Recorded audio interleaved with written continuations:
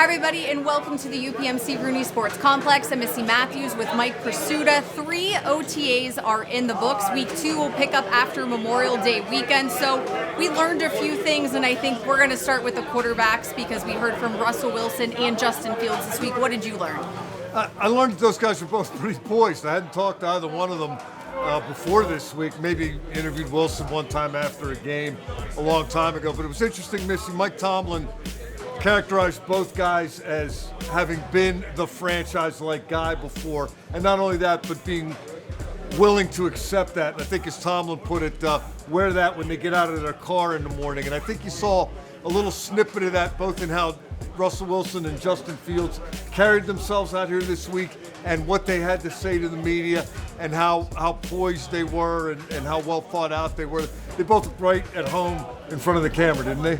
Yeah, absolutely. And as you said, that is to be expected, but good to hear from them as well as they get used to a new place, a new offense, and for everybody on offense, a new offensive coordinator in Arthur Smith. Pretty much a new staff as well. There were some holdovers from last year. What do you make about just being able to hear them and how they're coaching and what they're trying to do? It's OTA, so we're not going to see the full thing just yet. We're not, but you're hearing the same thing from a lot of different people. Physical, run downhill, and it's been interesting asking guys about Arthur Smith. None of the current Steelers had played for him, and none of the guys that came here from other teams, at least most of them, had not played for him. They do have some guys with familiarity to Arthur Smith, but going back to Justin Fields again, he mentioned very meticulous and detailed in his explanations. As Fields put it, Arthur Smith wants his players to, quote, know the why behind what they're doing. It was also interesting to hear Troy Fautanu, the number 1 pick, talking this week, Missy, about how Arthur Smith made a point of calling in Fautanu, Zach Frazier, the second-round center from West Virginia, McCormick, the guard, the 4th-round guard, also Roman Wilson, the 3rd-round wide receiver from Michigan.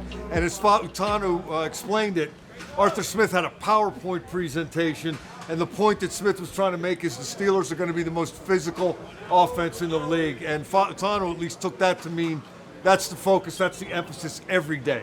Well, and that's a guy that likes to be physical, and I think the guys that they drafted also emulate that as well, and you kind of segue into the offensive line.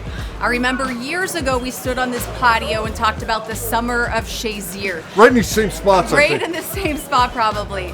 The difference, though, is we are not seeing rookies being inserted right away. They're kind of letting things play out. Yeah, and I think particularly, I'm sure a lot of people after the draft are anticipating changes along the offensive line.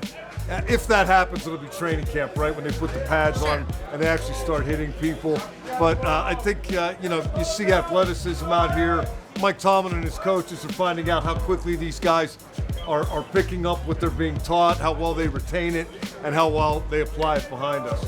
All right, in terms of injuries, we had a chance to hear from Corey Trice, who missed his entire rookie season, kind of similar to Calvin Austin III just the year prior. What did you learn about what you heard from him?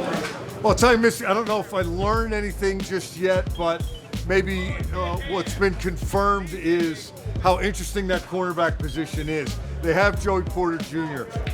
They have a guy in Dante Jackson that they traded one of their best wide receivers for, presumably to start opposite Porter. But what about slot corner? What about the backups outside? There are a lot of guys in the mix to have a role in that defensive secondary. And Trice was intriguing last year before he got hurt. Cornerback. Now, he got hurt very early in training camp, but it's great to see him out here competing. There are a number of guys who are going to have a chance. Maybe Josiah Scott's one of those guys. They picked him up after 4 years in Philadelphia. Maybe Darius Rush, who got here in the middle of the season last year when all the defensive backs were getting hurt, seemingly one by one. There are some spots available, and that's going to be fun to watch, I think, not just through training camp, but probably into the regular season, because they may not necessarily finish the way they started, depending on how the performances go. Another major injury that I'm sure will be following throughout this offseason and into training camp. Cole Holcomb, Coach Tomlin said this week, Mike, that he's working like heck to get back to us, and that's about as much information as we've had throughout this process. That was a devastating injury in another position that just kept getting hit throughout the season. Yeah, and his name has come up several times in this offseason, and no one, not Mike Tomlin, not Omar Khan, not Art Rooney II, no one has had a return date, which leads me to believe that, that's still to be determined. In the meantime, boy, did they go out and fortify that position potentially with the drafting of Peyton Wilson. And, you and I can study his tape.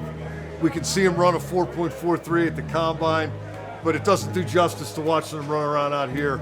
I know the pads aren't on yet, they're not hitting people yet, but Peyton Wilson, a potential game changer.